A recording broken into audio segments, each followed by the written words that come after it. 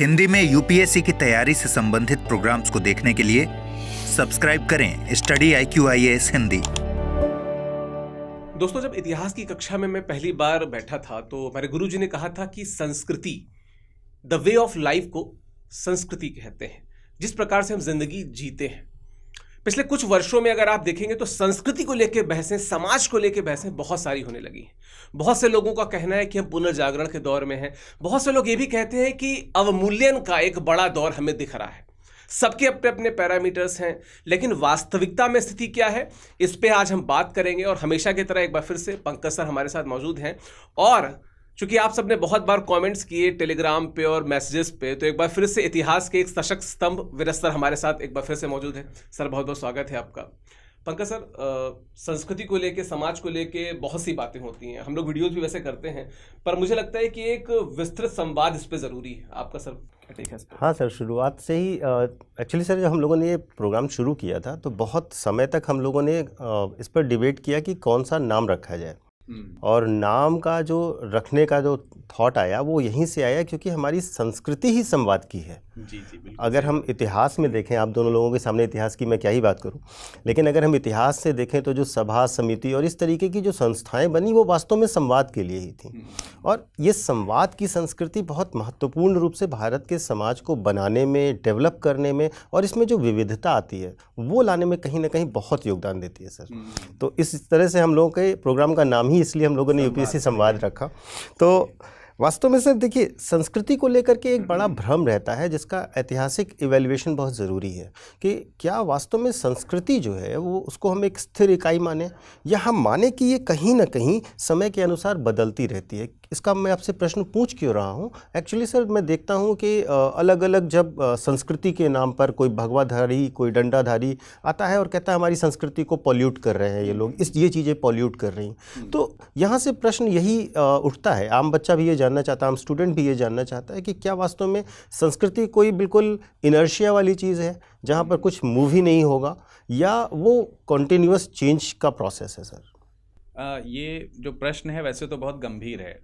विषयात्मक रूप से अगर देखें तो जब मैं इतिहास पढ़ाता हूँ तो उसमें आर्ट एंड कल्चर, कला एवं संस्कृति पोर्शन ही है और उसमें भी हमें संस्कृति बतानी होती है, तो वहाँ थोड़ा ज़्यादा विस्तार होता है। पर क्योंकि ये संवाद है और एक मैं समझता हूँ कि इसमें जो विद्यार्थी हैं वो तो देख ही रहे होंगे और एक जो सामान्य जनता है वो भी इस चीज़ को समझे, क्योंकि आजकल हम लोग सुनी सुनाई बातों पे थोड़ा सा ज़्यादा विश्वास करते हैं। तो सबसे पहले तो इसी विषय पे आते हैं कि संस्कृति क्या है, इसको समझें और क्या ये परिवर्तित होगी या नहीं होगी।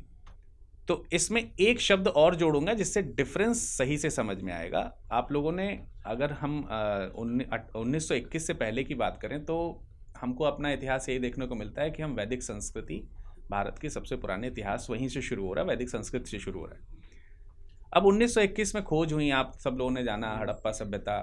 तो अब देखिए टर्म मैंने यहाँ पर यूज़ कर लिया, हड़प्पा सभ्यता। अब ये दो अच्छे खासे टॉपिक हैं।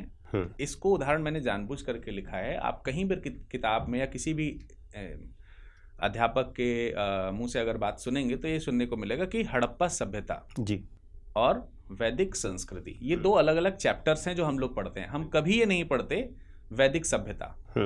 अगर पढ़ते भी हैं तो इसका मीनिंग अलग हो जाता है। मतलब ऐसा नहीं कि वैदिक सभ्यता को हम पढ़ते नहीं है, वैदिक सभ्यता कोई चीज़ नहीं है, लेकिन वहाँ फिर अलग हो जाता है। लेकिन हम हड़प्पा में संस्कृति नहीं पढ़ते, हड़प्पा की संस्कृति का अंश बहुत कम है। तो ये क्यों है? अगर इसकी समझ आ गई तो आपके प्रश्न का उत्तर सबको मिल जाएगा। उसका रीज़न ये है कि संस्कृति आत्मा है किसी भी समाज की।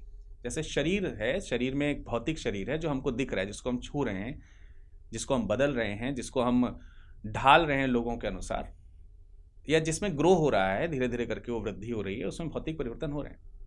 लेकिन आत्मा अंदर ही है। जब बच्चे का जन्म हुआ तब से वो वही आत्मा है, और जब उसकी मृत्यु नहीं, जब तक नहीं हो जाएगी तब तक भी वही आत्मा है, उसमें चेंजेस नहीं हो रहे हैं जी। वो अंदर की बात है। संस्कृति भी समाज में यही है। संस्कृति समाज के लिए, किसी भी समाज के हिस्से के लिए उसका अपना एक आत्मा है। उसमें परिवर्तन बहुत कम संभव है, उतना ही संभव है जैसे आत्मा का परमात्मा से मिलना, फिर वहाँ परिवर्तन है। और एक लंबे समय, एक लंबे अभ्यास, लंबी प्रैक्टिस के बाद। लेकिन सभ्यता में परिवर्तन हो जाता है। सभ्यता आप किसी भी संस्कृति के हों, किसी दूसरी सभ्यता में चले जाएं, आप अपनी संस्कृति वही लेकर के जाएंगे, सभ्यता बदल जाएगी। जैसे हम लोग भारत के वासी हैं, हम मान लेते हैं कि हिंदू होंगे या मुस्लिम होंगे या सिख ईसाई कुछ भी होंगे, धर्म के अनुसार हमारी कुछ संस्कृतियां होंगी, इसको लेकर के हम यूरोप चले जाएं तो यूरोप की जो सभ्यता है हम उसे अडॉप्ट कर लेंगे, लेकिन यूरोप के हिसाब से हम दिवाली थोड़ी मनाने लगेंगे वहाँ पे जी।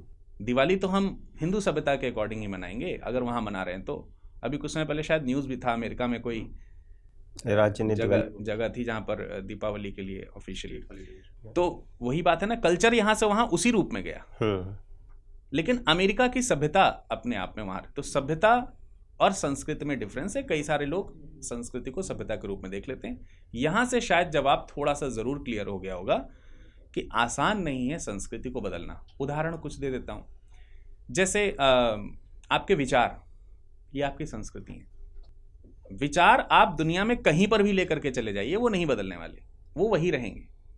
कल्चर है वो, कि एक समाज, वो समाज जो है कैसा सोचता है, वो कैसा ग्रो करता है, लेकिन सभ्यता बदल जाएगी। कि विचार तो हमारे ये हैं कि हम, जैसे भारत के बारे में हम बात करते हैं कि हम पंथ निरपेक्ष राज्य की कल्पना करते हैं, हम भारत की संस्कृति के बारे में बात करते हैं कि हम किसी के ऊपर प्रथम आक्रमण नहीं करते, हम भारत की संस्कृति के बारे में सोचते हैं कि हम महिलाओं का सम्मान करते हैं, महिलाओं की शिक्षा की बात करते हैं, भाईचारे की बात करते हैं। तो ये सब हमारे कल्चर है, संस्कृति है। और सभ्यता में चेंजेस देखने को मिलते हैं। जैसे आजकल देखिए करंट अफेयर्स में कितनी सारी चीज़ें देखने को मिल रही हैं जो भारत की अपनी जो सभ्यता है उससे थोड़ा सा अलग होती हुई। बिल्कुल। आज के समाज में कौन सोचता है कि हम तालिबान से बात करेंगे, लेकिन भारत कर रहा है। इसलिए नहीं कर रहा है कि हमारे कल्चर में वो नहीं है कि यार हम किसी ऐसे व्यक्ति से बात करें, ऐसी संस्था से बात करें जो टेररिस्ट कभी घोषित की गई हो या इसके व्यक्ति कभी टेररिस्ट घोषित किए गए। लेकिन एनेक्डोट इससे बड़ा अच्छा जुड़ता है। रावण जब मर जाता, मतलब मृत्युशैया पर रहता है, तो राम जी लक्ष्मण को भेजते हैं कि भाई एक बार ये संस्कृति है। Yes sir. रावण की सभ्यता है, उसकी अपनी एक संस्कृति है, लेकिन हमारी एक संस्कृति हम किसी से भी सीख लेंगे। विचार मतलब बेसिक चीज है, ये चेंज नहीं हो रही है। ये रावण के राज्य में भी चेंज नहीं हो रही है, ये राम के राज्य में भी चेंज नहीं हो रही है, ये वही है। तो ये ज्यादातर स्थिर है, इसमें परिवर्तन नहीं है, ये वैसे ही है। जी सर। बहुत कम चेंज होती है, बहुत बहुत जरा सी डेवलपमेंटल फेज में। लेकिन मैं पूरा डिनाई नहीं कर सकता इससे कि क्या हम संस्कृति को बदल ही नहीं सकते। एक बहुत लंबा जब आचरण होना शुरू होता है, जैसे विचार, मैंने कहा ना संस्कृति मान लेते हैं, उसका एक उदाहरण मैंने दिया विचार, प्रेम, विचार, आपकी अपनी जो भाषा है, अपने त्योहार जो आप मनाते हैं उसके प्रति जो आपका लगाव है, वो सब संस्कृति का हिस्सा है। अब ये बहुत धीरे धीरे बदलेगा, मतलब इसके लिए एक बहुत बड़ा व्यापक परिवर्तन आप देखेंगे, तब जा करके आपको चीज़ें देखने। सभ्यता के लिए तो थोड़े बहुत भी आयाम होंगे तो चेंज हो जाएगी। आज से 10 साल पहले हमारी सभ्यता में डिजिटल सभ्यता नहीं थी हमारी, आज है। बिल्कुल, आज डिजिटल सभ्यता है। तो सभ्यता तो आवश्यकता पड़ने पर चुटकी बजाते चेंज हो गई और हमें पता भी नहीं। आज की जनरेशन तो उसी में पैदा ही हो रही है, उसको पीछे की चीज़ें नहीं मालूम होगी। लेकिन कल्चर तो आज की सभ्यता में भी होगा, भले ही वो डिजिटल चला रहा हो, लेकिन दीपावली तो वैसे ही मनाएगा जैसे मनाता है। जी। तो उसमें परिवर्तन बहुत लंबे समय बाद आएगा, उतना ही जैसे एक आत्मा को परमात्मा बदलने में लगता है। एक तो ये बात है जो कि कोर इससे जुड़ जाती है। मुझे लगता है कि मैंने कुछ ज़्यादा गंभीर और ज़्यादा इस पर जो कर दिया, लेकिन इसी चीज़ को आज के समय में अगर देखा जाए, इससे बहुत सारी चीज़ें जुड़ती हैं। इससे भाषा भी जुड़ती है, इससे समाज, संस्कृति, जब सब जुड़ता है। और जब भाषा, समाज, संस्कृति की बात करते हैं तो हम विकास सर की तरफ मूव कर जाते हैं, क्योंकि भाषा में, भारतीय संस्कृति में, और उसको अगर हम कल्चर से जोड़ें तो भाषा भी संस्कृति का एक हिस्सा है। तो कहीं ना कहीं लोग ये भी देखना चाहते हैं कि क्या इसमें कुछ विकास हुआ है, क्या इसमें कुछ परिवर्तन हुआ है। और आज से नहीं, आज की एक हिंदी भाषा है, मध्यकाल में एक अलग हिंदी भाषा रही होगी, पूर्व काल में और एक हिंदी भाषा रही होगी, उसका भी सबसे शुरुआती परिष्कृत रूप कभी संस्कृत रहा होगा। तो ये कैसे मतलब चेंजेस किस तरीके से हो रहे हैं, भाषा में विकास किस तरीके से हो रहा है, संस्कृति का उसमें क्या, मतलब भाषा के विकास होने से क्या संस्कृति में भी विकास हो रहा है, या संस्कृति उसी जगह स्टेबल है और भाषा ही विकसित हो रही है? नहीं, आपका इस पे सर वैसे तो बहुत बड़े स्तर पे आपने उत्तर शुरुआत में दे दिया।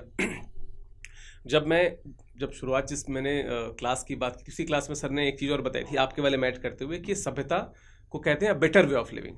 और संस्कृति मतलब जब अपने आधारभूत चीज़ों से जुड़ के ही आप रहते हैं, जैसे हम जो ट्राइबल कम्युनिटीज़ हैं उनको कह सकते हैं कि वो अपनी सांस्कृतिक अवचेतना से बहुत ज़्यादा जुड़े रहते हैं।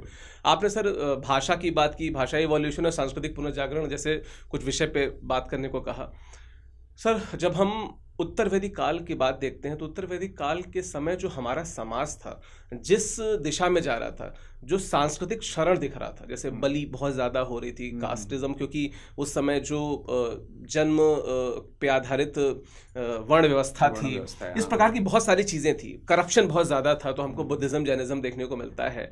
और इसी समय आप देखिए जो हमारी भाषा है मूल संस्कृत जो थी वो भी धीमे धीमे पाली प्राकृत की तरफ बढ़ रही थी। यानी ये चेंज ऐसे आया एवोल्यूशन एक तरीके से हिंदी का हो रहा है। मैं भाषा की बात बताऊं तो जिस हिंदी भाषा पे आज हम लोग बात कर रहे हैं, जिसको हम लोग खड़ी बोली नाम दे देते हैं, दरअसल संस्कृत लौकिक संस्कृत में तब्दील होती है, फिर पाली आती, फिर प्राकृत आती, फिर अभ्रंश आती, फिर अवहट्ट आती, फिर पुरानी हिंदी आती है, और फिर पुरानी हिंदी की भी तमाम शौरसेनी, मागधी, अर्धमागधी तमाम वर्जन निकलते आते हैं। फिर ब्रज और अवधि आती है और सब मिलके कुछ कुछ अच्छा, कहीं का तिनका कहीं का रोड़ा, भानुमति ने कुनबा जोड़ा, तो एक भाषा आ जाती है जो हिंदी के तौर पे आती है। बाकी सर संस्कृति का जो मैं तो देखता हूँ कि लगभग हर समय में सांस्कृतिक रूप से कुछ पुनर्जागरण के स्तर भी हमको देखने को मिलते हैं। जैसे जब हम बात करते हैं 5वीं 6वीं शताब्दी ईसा पूर्व की, तो बुद्ध, बौद्ध और जैन धर्म जो आते हैं उनका भी उद्देश्य यही था कि संस्कृति को कैसे एक अपहीवल दिया जाए, एक बेटर और रास्ते पे लाया जाए, क्योंकि उनका उद्देश्य कहीं से किसी नए धर्म का प्रचार नहीं, अब बेहतर धर्म का प्रचार करना था उनका। लेकिन फिर जब हम गुप्त काल को देखते हैं तो एक स्टैग्नेशन आता है, एक हमको पतन देखने को मिलता है। हालांकि उसको स्वर्णिम काल कहा जाता है, पर वो किसी अन्य क्षेत्र में स्वर्णिम काल कहा जाता है, समाज के रूप में तो एक शरण पतन तो देखने को मिलता है। लेकिन सर उसके बाद मुझे लगता है कि लगभग 1000 वर्ष का एक जो समय था, लगभग मैं कह सकता हूँ कि 7वीं शताब्दी से लेकर 17वीं शताब्दी तक, मुझसे अगर आप पूछेंगे तो विश्व में कोई सबसे बड़ा परिवर्तन, मैं नहीं मानता रेनेसांस को, नहीं मानता पुनर्जागरण को, जो विश्व में सबसे अलग प्रकार के सबसे अद्भुत परिवर्तन देखने को मिले वो भारतीय समाज में। हमको स्टैग्नेशन, पतन भी देखने को मिलता है, लेकिन हमको उसके पैरेलली एक अपहीवल भी देखने को मिलता है। सर 7वीं 8वीं सेंचुरी के समय ही हम शंकराचार्य को देखते हैं जब अद्वैतवाद की बात होती है।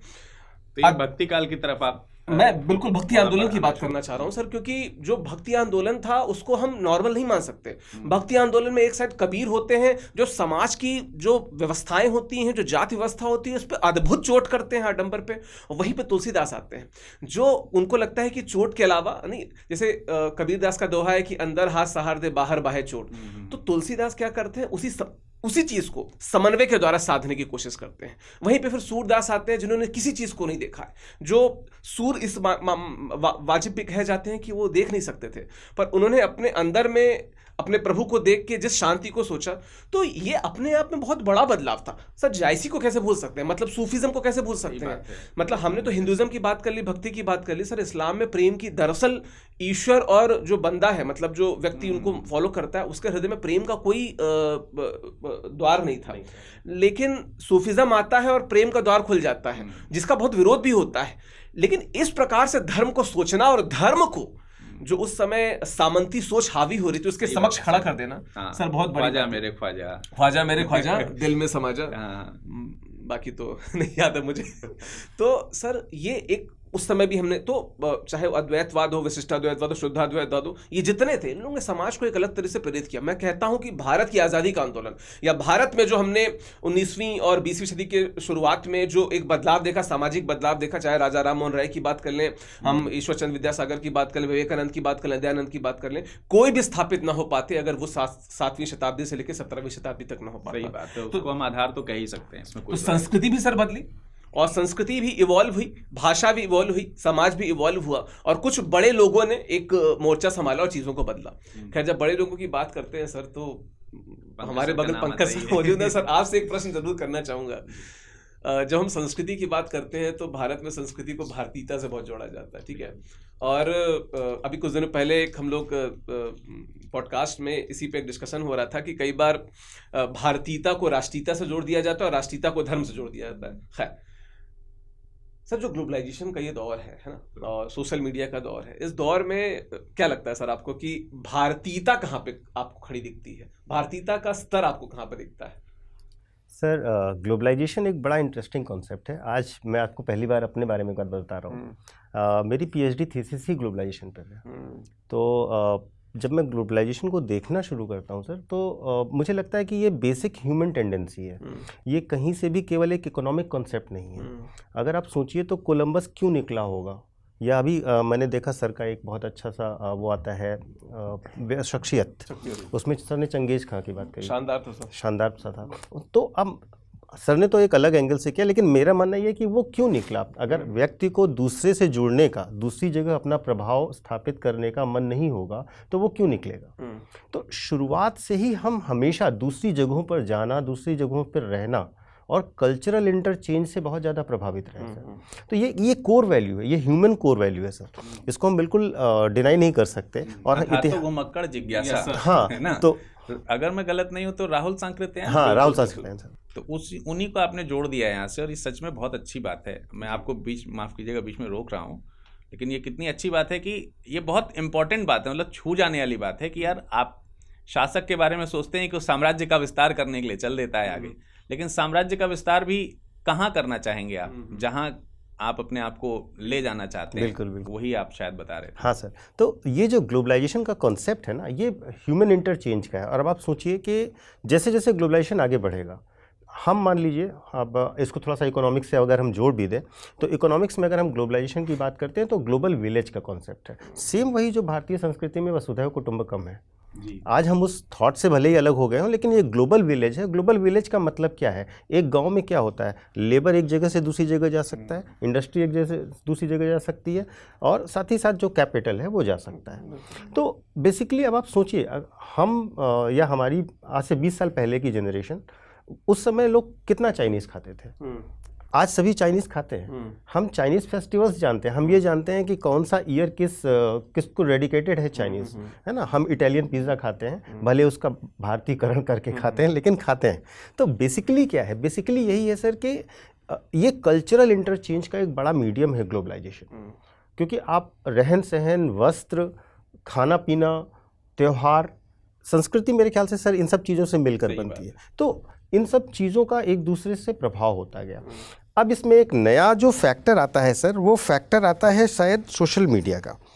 और सोशल मीडिया का जो दौर शुरू होता है, उससे अगर हम जोड़ें इसमें, तो देखेंगे आप योगा की अगर हम बात करें तो योगा सर ग्लोबल हो गया। नमस्ते, भारत का जो नमस्ते है, आप देखिए, अब आजकल तो मेलोनी भी नमस्ते करती है, तो नमस्ते ग्लोबल हो गया।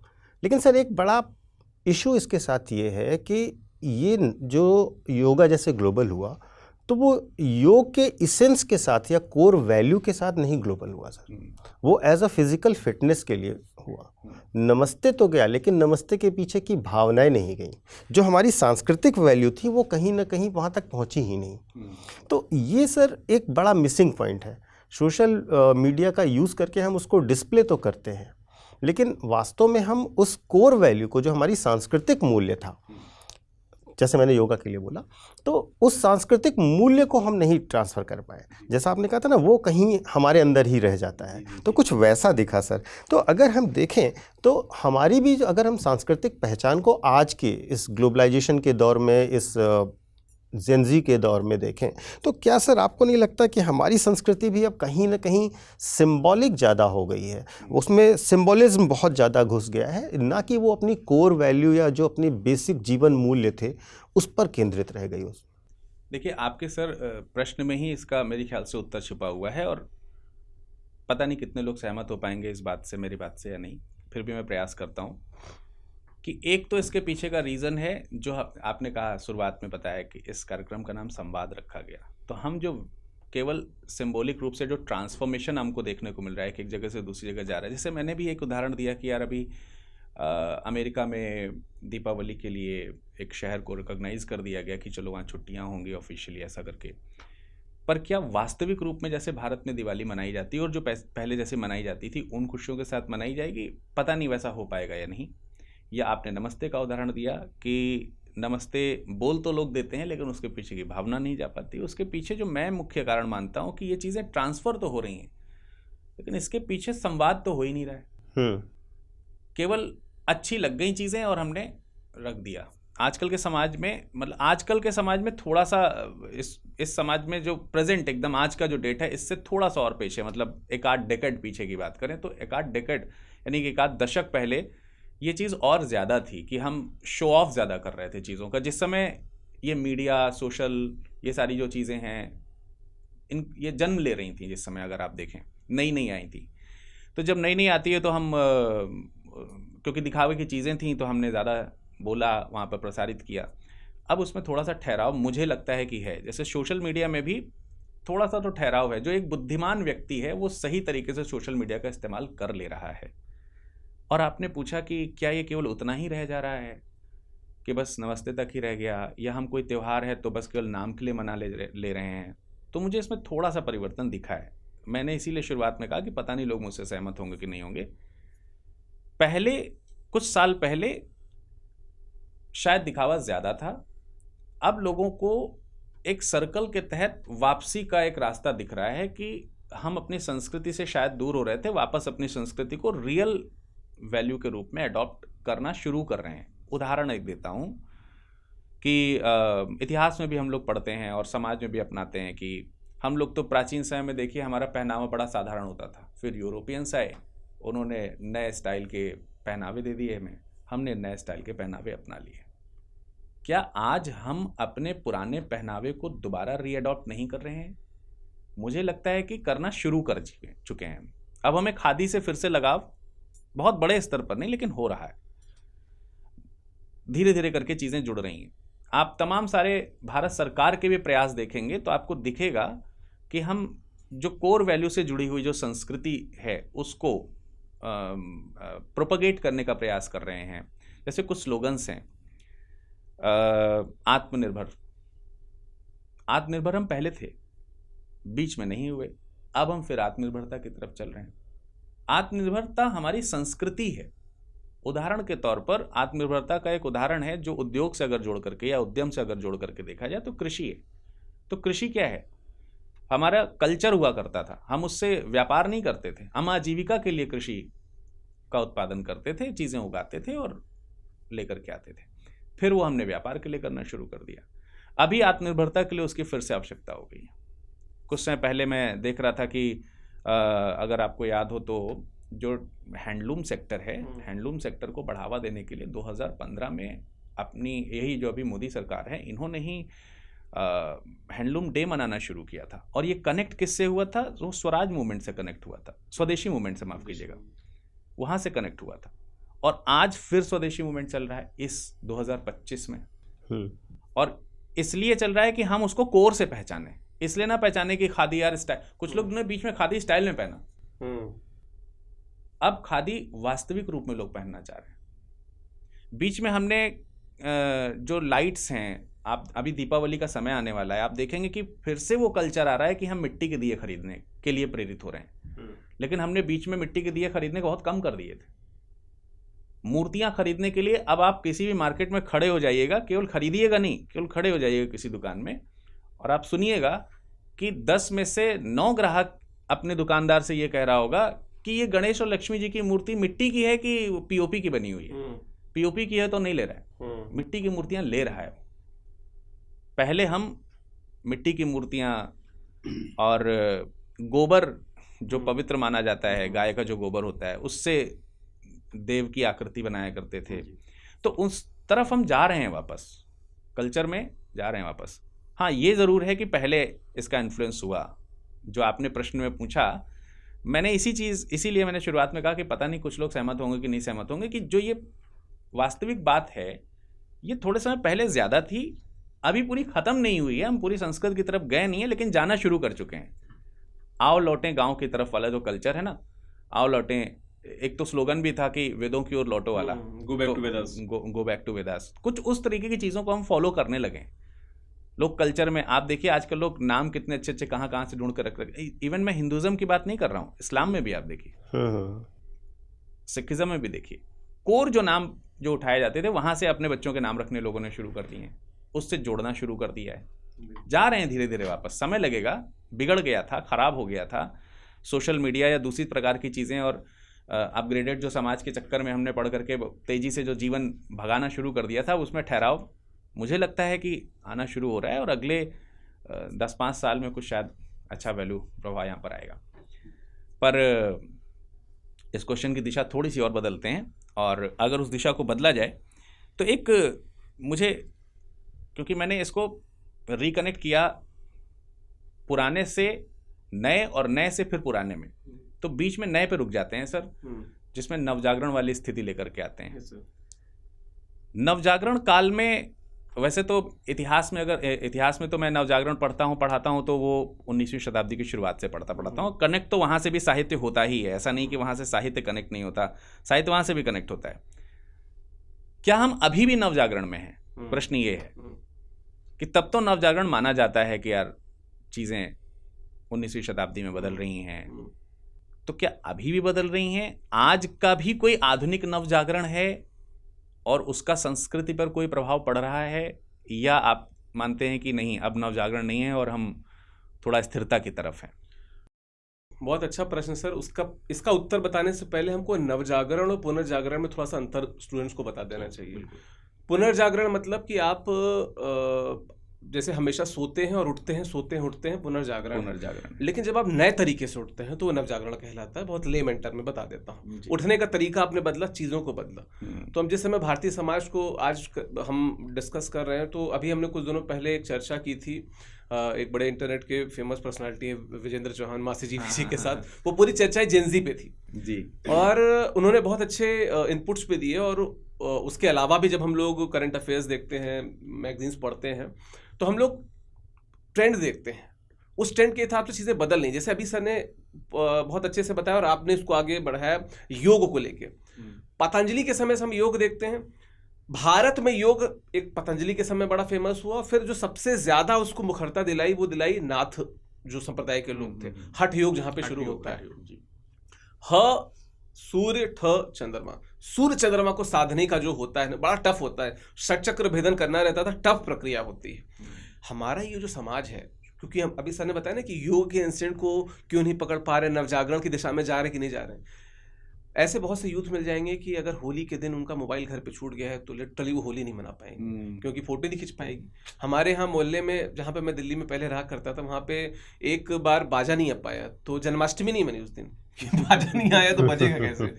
तो दरअसल ये जो सोशल मीडिया का दौर है, हर चीज़ को सामने रख देने का जो दौर है सर, इस दौर में दरअसल जो टफ चीज़ें थी, जैसे छठ के व्रत की बात कर लेते हैं। मैं ये नहीं कह रहा कि इस प्रकार के व्रत बहुत तार्किक है। मैं कह रहा हूं कि अगर संस्कृति को ही अडेप्ट करने की बात है तो उसको उसी प्रकार से नहीं अडेप्ट कर पा रहे हैं। कबीर ने षटचक्र भेदन किया था, उसके बाद उन्होंने कहा था कि बकवास चीजें, इसको नहीं करना चाहिए। तो चीजें तो उस टफ लेवल पे अगर कर सके आदमी तो करे, नहीं कर पा रहा है जो युवा है आज का। लेकिन उस युवा का डायरेक्शन कुछ और बदला है। जैसे हमारे समय में, जैसे आप नवजागरण की बात करें, मैं उसी को बता रहा हूं कि समाज को जब हम देखते हैं, भारत के समाज को जब हम देखते हैं, तो आज के समय में जो कट्टरपंथ बहुत ज़्यादा देखने को मिल रहा है, ध्रुवीकरण बहुत ज़्यादा देखने को मिल रहा है। और अभी हम लोग इसी मुद्दे पे बात कर रहे थे कि जो युवा है ये अपने धर्म को लेके बड़ा सेंसिबल है, एटलीस्ट सोशल मीडिया पे तो बड़ा सेंसिबल है इसी मुद्दे पे कि या तो वो एक शो ऑफ दिख रहा है, उसके में शायद डेप्थ नहीं, लेकिन वो सेंसिबल है। मुझे खुद याद आता है सर कि 2010 से लेकर 2016 तक मैं काफ़ी सोशल मीडिया पे एक्टिव रहता था। तो उस समय हम भी लिखा करते थे, बाकी लोग भी लिखा करते थे। तो उस समय ऐसा लग रहा था कि कहीं ना कहीं नास्तिकता की बात ज़्यादा हो रही है। लेकिन फिर से एक दौर आया है, वो लड़का जो 2018, 19, 20 में जो बीटेक पास करके निकला है और अभी घर पे बैठा है, तैयारी कर रहा है, कुछ भी कर रहा है, वो सोशल मीडिया पे फिर से उसने धर्म की बात को शुरू किया है। अगर हम इसको नवजागरण कह सकते हैं तो मुझे लगता है नवजागरण। पर मुझे लगता है कि जब मैंने नवजागरण की बात की तो नए प्रकार से जगने का मतलब क्या होता है, आपने क्या बेहतर सुधार किया है। और अभी चूंकि हम उस दौर से, एक ट्रांजिशन दौर से गुजर रहे हैं, और जो पुरानी पीढ़ियां होती है वो नई पीढ़ियों के हर बदलाव को लेकर सशंकित होते हैं। तो शायद जब नई पीढ़ी अपने नई पीढ़ी को देख रही होगी और इनके बदलाव हो चुके होंगे, तब हम बेहतर तरीके से बता पाएंगे सर कि नवजागरण हुआ है या नहीं है। बदलाव तो हो रहे हैं, चीज़ें तो बदल रही हैं। हाँ, ये जरूर है कि जैसे पहले पूरा नीचे झुक के वहां तक पहुंच हुआ जाता था, अब यहीं पे घुटने से लेके सर कर लिया जाता है। गुरुजी प्रणाम करके अब तो चरण स्पर्श फेंके जाते हैं, पहले किए जाते थे। एक और बात सर, और आशीर्वाद भी अब फेंके ही जाते हैं, दिए नहीं जाते। हम लोग जब चर्चा कर रहे थे उधर, तो उसमें भी हमने इस बात को जिक्र किया था। मैं फिर से बता दूं कि बदलाव किस प्रकार से और हुए हैं। हमारे जब गुरुजी लोग हुआ करते सर, आप हम सब ने ग्रेजुएशन पीजी वगैरह किया हुआ है, और अपने जो प्रोफेसर्स होते थे उनको कॉल करने में पसीना छूट जाता था कि कैसे बात करें। लेकिन आज क्या होता है, रात के 11:30 बजे कॉल है, सर कल क्लास है, नहीं है सर, नोट्स कब मिलेगी। तो ये जो चीज़ें दिख रही हैं, ये आप इसको क्या कह सकते हैं? हम तो नहीं कह सकते कि हमारी संस्कृति जिस रूप में चली आ रही थी उसी रूप में चल रही है। मैं ये नहीं कहता कि उसी रूप में चलना ज़रूरी है, लेकिन फिर भी अभी 2-4 वर्ष का समय ज़्यादा बेहतर लगेगा समझने को कि हमारा नव जागरण हो रहा है कि नहीं हो रहा है। पर हाँ, मैं ज़रूर कह रहा हूँ कि बदलाव तो आ रहा है, संस्कृतियाँ बदली हैं, चीज़ें बदली हैं, त्यौहार के पैमाने बदले हैं। ठीक है, जहाँ पे करवा चौथ नहीं होता था वहाँ पर भी करवा चौथ हो रहा है, जहाँ पे जूता चुराई नहीं होती थी वहाँ पर जूता चुराई हो रही है। तो ये सब चीज़ें बदल रही हैं, ऑल थैंक्स टू बिखरी हुई जो चीज़ें हैं वो याद करा दे रहे हैं, all thanks to Bollywood and all these things जिन्होंने चीज़ों को बदला। एक बड़ा वाहक वो भी है नव जागरण का। ठीक है, खैर सर, बहुत बातें हो गई नव जागरण पे, और हम लगता है कि एक सर्कल जब कंप्लीट करने पे आए तो फिर हम इसको फिर से एक बार, मैं जो क्वेश्चन है बैटन जो है वो पंकज सर की तरफ देना चाहता हूँ। सर, समाज के पुनर्जागरण की जब हम बात करते हैं, ठीक है, लोगों के स्तर पे हम लोग ने बात कर ली, आपने भी उसी से शुरुआत की थी। जो स्टेट है, जो सरकार है, क्या पुनर्जागरण उसकी भी जिम्मेदारी है? सर, आपका क्या कहना है इस पर? सर, पब्लिक एडमिनिस्ट्रेशन में हम लोग एक चैप्टर पढ़ते हैं, एक बड़ा अच्छा यूनिट होता है डेवलपमेंट एडमिनिस्ट्रेशन का, और उसमें एक बहुत अच्छा कॉन्सेप्ट है।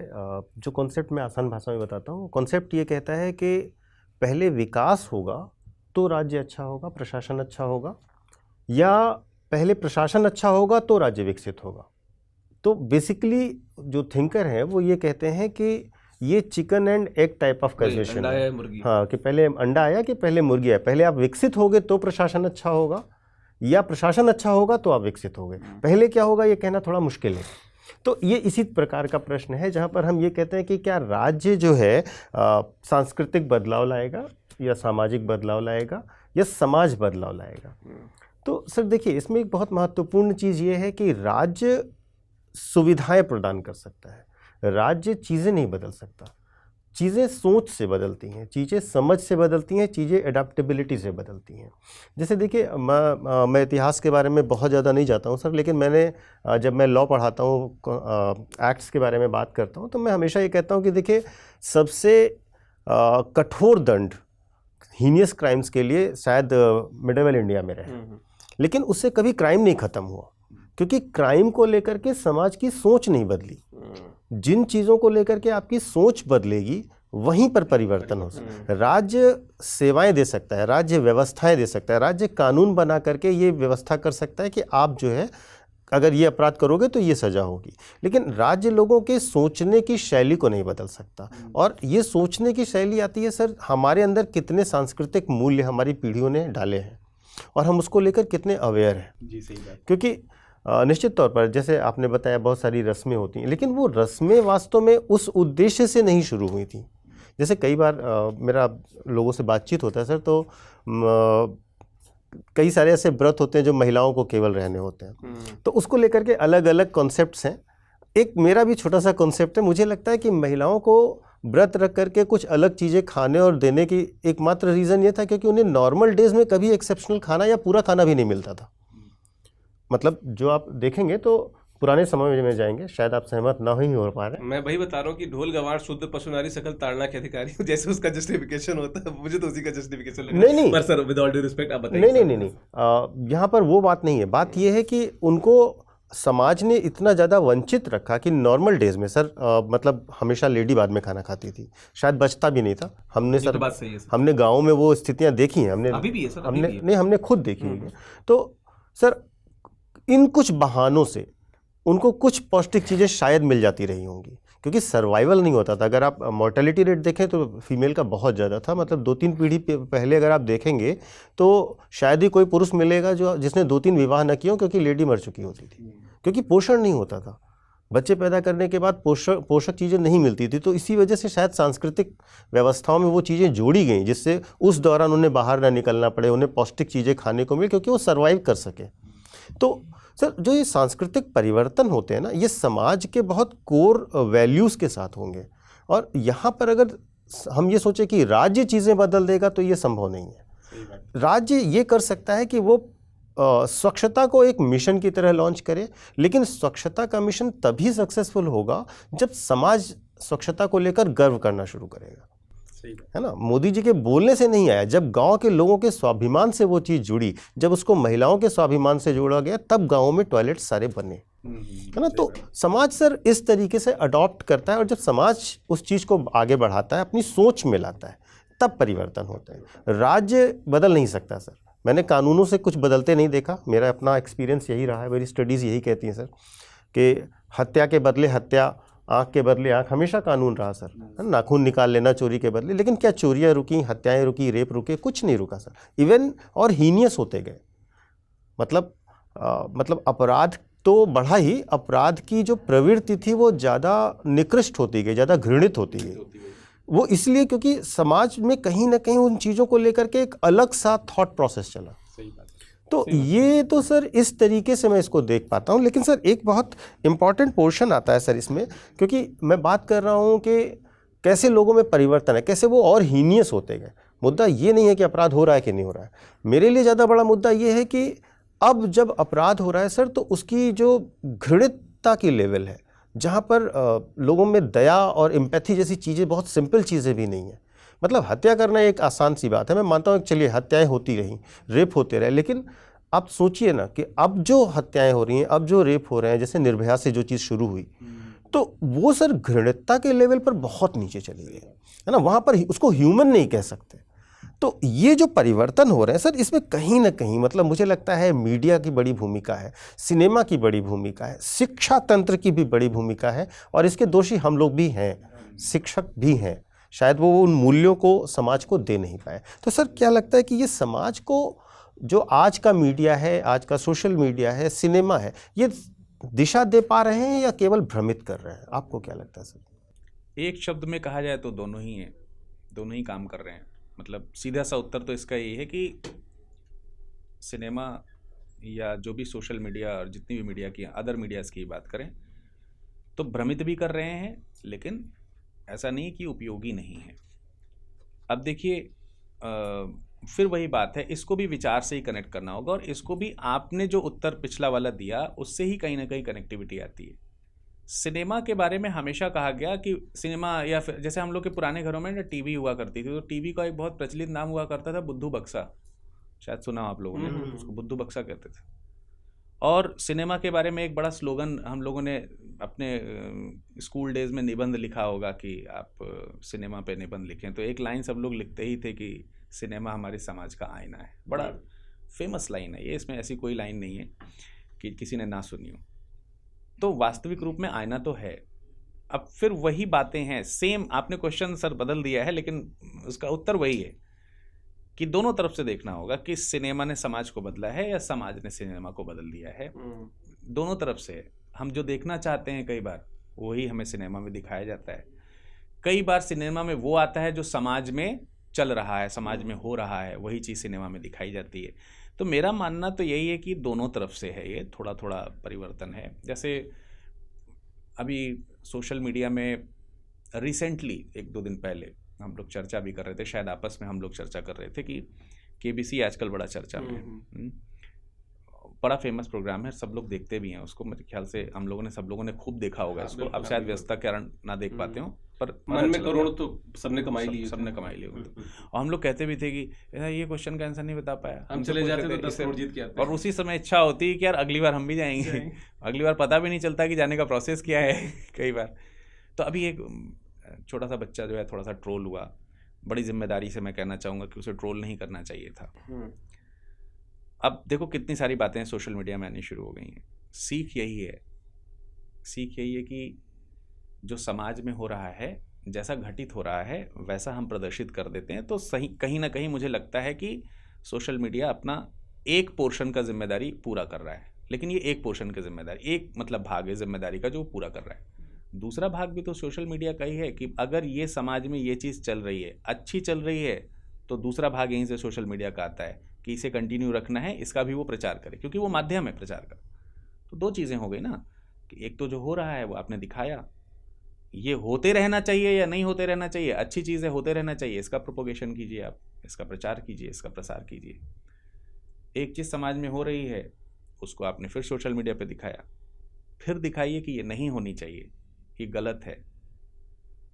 अब जो समाज का व्यक्ति है वो सोशल मीडिया पे भरोसा करेगा फिर, और जब भरोसा करेगा तो उसे सोशल मीडिया से घृणा तो होगी नहीं और वो चीज़ों को समझना शुरू कर देगा। पर दिक्कत ये है कि हम ये जिम्मेदारी सोशल मीडिया पे नहीं डाल सकते या किसी दूसरे मीडिया पे नहीं डाल सकते। कई बार वो जो दिखा रहा है उससे हम भी तो कुछ सीखें। संस्कृति कहाँ है आपकी? आपको जो दिखा दिया जाएगा वही सोच लेंगे। संस्कृति में तो हमेशा से संवाद रहा है ना, बिल्कुल सही। तर्कवाद रहा है ना, बुद्धिवाद रहा है ना। और जब जब तर्कवाद, बुद्धिवाद, संवाद ये सब दूर होता गया तो कोई लोग आए जिन्होंने इसको, जिनको हम लोग रिफॉर्मर्स कह देते हैं, वो रिफॉर्मर्स आए, उन्होंने बताया कि भैया ये नहीं है हमारे कल्चर में। हमारे कल्चर में ये है कि जो तुम देख रहे हो, जो अडॉप्ट कर रहे हो, जो सुन रहे हो, सीख रहे हो, उस पर थोड़ा बुद्धि लगाओ, थोड़ा तर्क लगाओ। प्रसारित जो कर दिया गया है उसमें कुछ सोचो, आप भी दिमाग लगाओ। तो पीछे मत पड़ जाओ उसके कि अरे रे ये ऐसा है, वो वैसा है, फलाना है, डिकाना है। तो मुझे लगता है कि दोनों चीज़ें हैं। मतलब एक तरफ जहाँ सोशल मीडिया, कुछ लोग करते हैं ऐसा काम, दिखाते हैं कि यार देखो ये ऐसा हो रहा है समाज में, ये हमें नहीं करना चाहिए, और एक तरफ सोशल मीडिया या अन्य मीडिया दिखा देते हैं कि हमें ये करना चाहिए, और दूसरी तरफ समाज भी उसको अडॉप्ट करे कि हाँ सोशल मीडिया में ये दिखाया गया ये अच्छा नहीं है, ये दिखाया गया ये अच्छा है। दोनों तरफ की प्रवृत्ति हैं। ये तो हो गई मीडिया की बात। मीडिया से फिर से साहित्य में जाया जाए और साहित्य की तरफ फिर एक प्रश्न आपकी तरफ उछाला जाए, तो फिर मैं यही पूछना चाहूँगा कि इसमें जो भाषा और साहित्य जो कनेक्ट होता है, मतलब साहित्य है तो भाषा होगी ही होगी, तो क्या आधुनिक जो साहित्य है उसमें भाषा उसी तरीके से यूज़ हो रही है और उसे अच्छा बेहतर बना रही है कि नहीं बना रही है, क्या फिर भाषा का एक नया रूप साहित्य में देखने को मिल रहा है, उससे साहित्य परिवर्तित हो रहा है? कहने का मतलब ये है कि जब हमारा कल्चर चेंज होता है तो शायद भाषा भी चेंज होती होगी, या भाषा को हम नहीं शुद्ध या अशुद्ध रूप में प्रयोग करने लगते हैं। तो क्या इसका भी साहित्य पर कुछ प्रभाव दिख रहा है? क्या साहित्य उतने गंभीर हो रहे हैं जितने पहले होते थे, या अब नहीं हो रहे हैं उतने, बस लेमैन लैंग्वेज में चला जा रहा है, कुछ जिसको देखो वही साहित्य लिख दे रहा है? कुछ ऐसा देखने को मिल रहा है संस्कृति में? नहीं सर, बहुत अच्छा प्रश्न है। इसको समझने से पहले थोड़ा सा हमको एक बिंदु समझना पड़ेगा। जब हम हिंदी साहित्य की बात करते हैं तो वर्गीकरण देखते हैं। सबसे पहले आता है आदिकाल, फिर भक्तिकाल, फिर रीतिकाल और फिर आधुनिक काल, जो एक सर्वमान्य वर्गीकरण है। आधुनिक काल में फिर हमको कई सारे और अन्य काल देखने को मिलते हैं, जहाँ पे हम लोग भारतेंदु, द्विवेदी युग, छायावाद, प्रगतिवाद, प्रयोगवाद, आधुनिक काल, इस प्रकार से चीज़ें देखते हैं।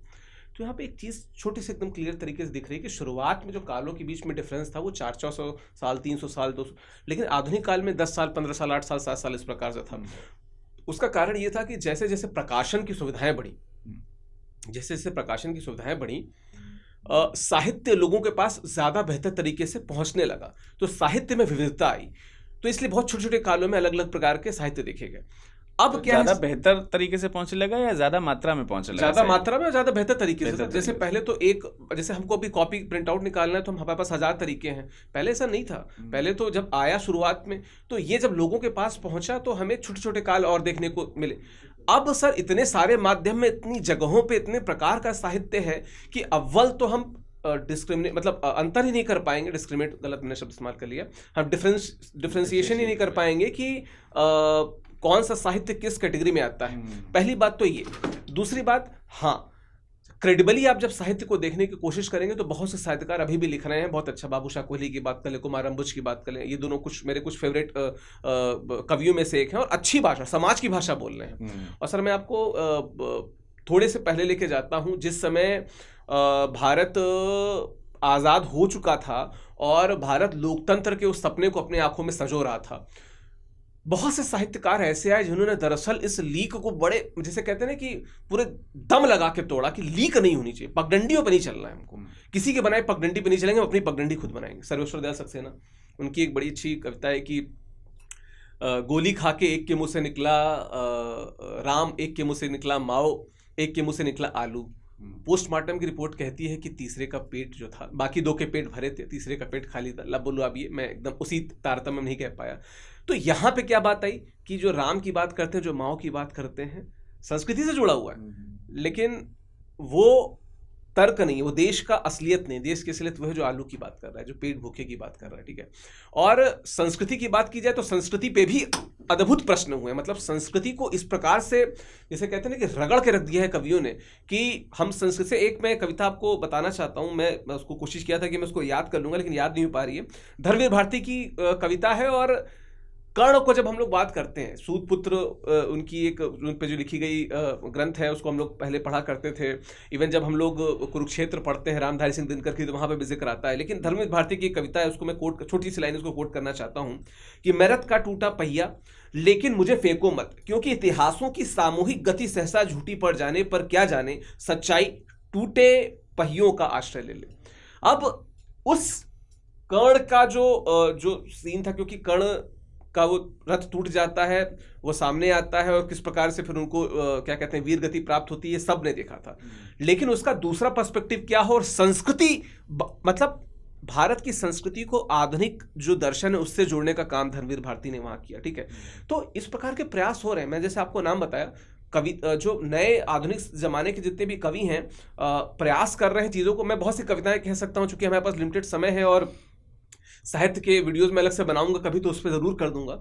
मेरा ये मानना है कि सर भाषा भी इवॉल्व हुई है, भाषा में जो जैसे जब हम शुक्ल जी की बात करते हैं तो शुक्ल जी ने कहा कि एकदम खाटी भाषा हो, एकदम संस्कृत में भाषा हो तभी अच्छा मानेंगे, इसलिए उन्होंने कबीर को साइड कर दिया था। लेकिन फिर द्विवेदी जी आते हैं, कहते हैं कि भाषा वो हो जो सर्वमान्य हो। तो आचार्य हजारी प्रसाद द्विवेदी कबीर को भी लेके आते हैं और तुलसी को भी सामने लेके आते हैं, और वो बात निकाल के लाते हैं कि अल्टीमेटली अगर मैं आपसे बात कन्वे करना चाह रहा हूँ और मैं इतनी शानदार ऐसी श्रेष्ठ भाषा कह दूँ कि आप समझ ही ना पाए, तो कोई अर्थ है उसका। तो साहित्य उस स्तर पर भी लिखा जा रहा है, पढ़ा जा रहा है। पर यही है कि सर इतने तरीके से, और पता भी आजकल नहीं चल रहा कि आजकल चैट जीपीटी आ गया, उसको बोल दीजिए कि उर्दू में 2-4 अच्छी शायरी लिख दो, बहुत शानदार लिख देगा सर।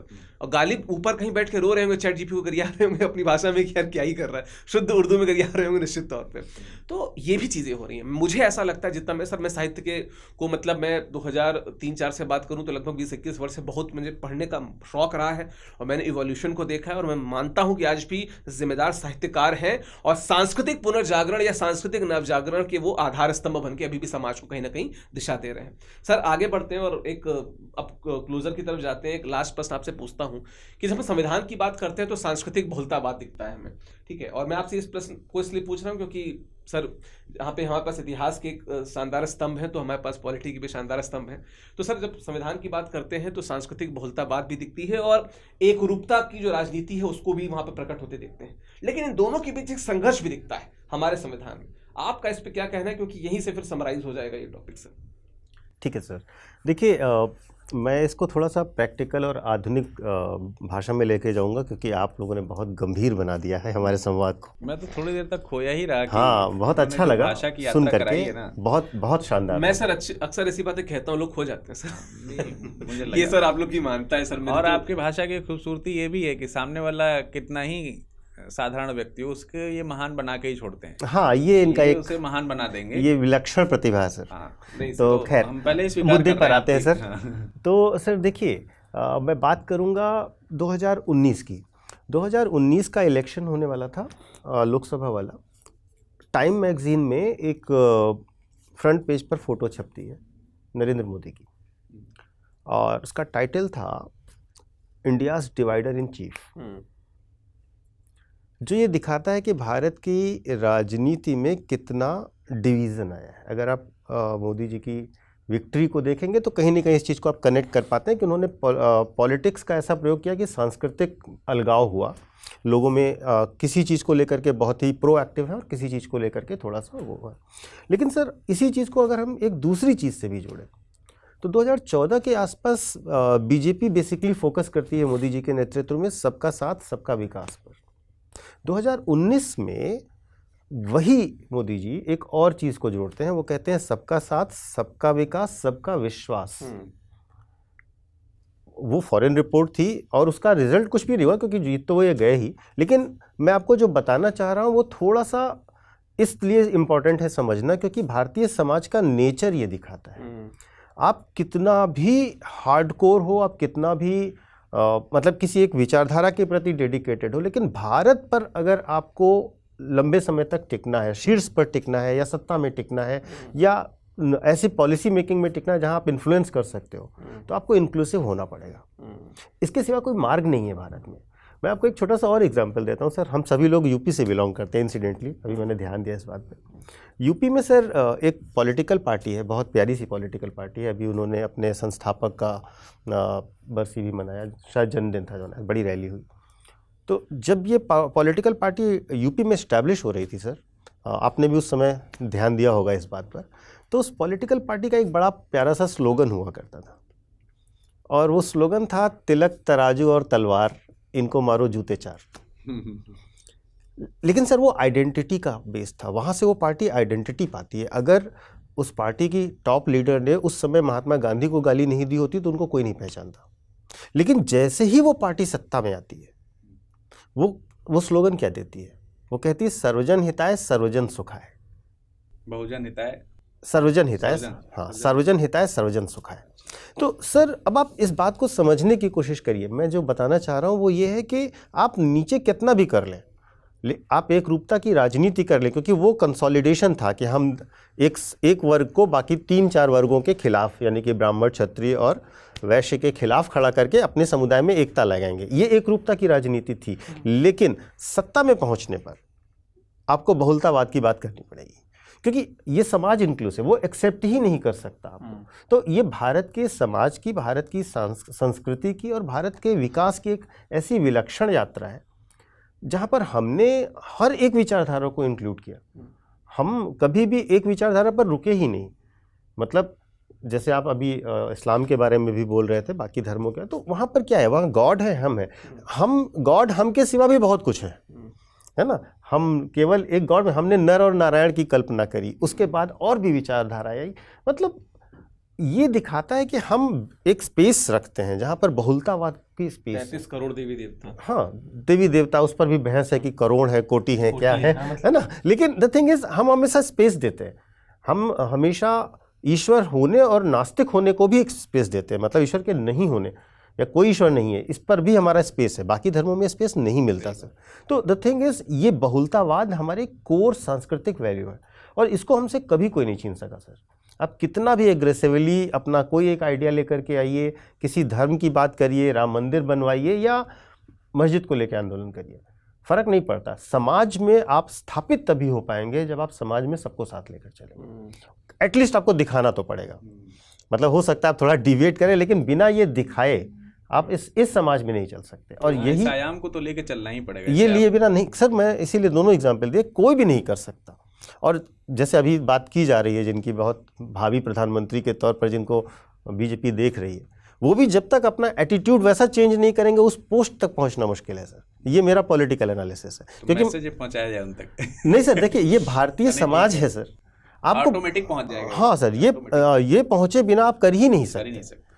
तो एग्रेशन करके आप एक लेवल तक जा सकते हैं, उसके ऊपर जाने के लिए आपको समाज की उस कोर वैल्यू में जाना पड़ेगा जहां समाज आपको एक्सेप्ट करे। और ये चीज़ केवल आधुनिक समाज में नहीं है, मतलब इन्हीं सब चीज़ों के लिए तो इतिहास पढ़ा जाता है। जी सर। हम जब आजकल का आदमी कुछ ज़्यादा ही प्रैक्टिकल भी हो गया है, उसको ना कि सर ये टॉपिक हम पढ़ें ही क्यों, ये सब्जेक्ट हम पढ़ें ही क्यों, बार बार उस चीज़ से चीज़ें जुड़ती हैं। खासतौर से इतिहास में तो सुनना ही पड़ता है कि सर इतिहास का क्या लेंगे हम, बताइए क्या जोड़ेंगे हम यूपीएससी के पढ़ाई में।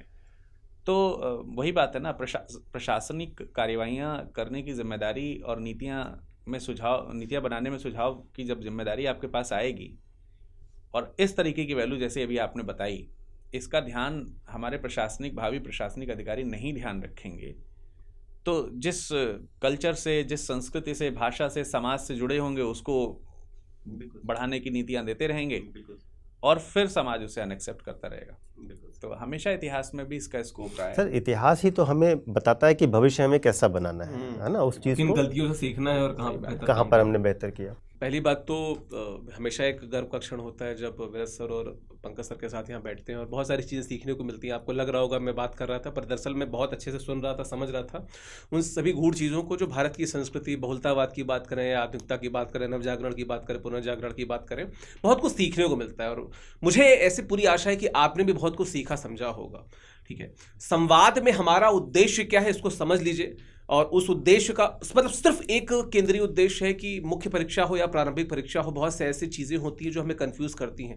कई बार हम उत्तर लिखने में कई बिंदु को नहीं खोज पाते हैं, वो बिंदु यहाँ से आपको मिले, हमारा ये ऐसी पूरी आशा है। और आप कमेंट बॉक्स में ज़रूर बताइएगा कि ये संवाद आपको कैसा लगा। एक बार फिर से विरज सर हमारे साथ मौजूद थे, तो उनका पुनः एक बार बहुत बहुत शुक्रिया सर, जुड़ने के लिए बहुत बहुत धन्यवाद। और एक बार फिर से पंकज सर का बहुत बहुत धन्यवाद। और फिर से मिलते हैं यार संवाद के एक नए एपिसोड में और नए विषय पे फिर से क्रांतिकारी तरीके से और गूढ़ता से बात की जाएगी। आप सबका बहुत बहुत धन्यवाद। देखते रहिए स्टडी IQIS हिंदी। शुक्रिया।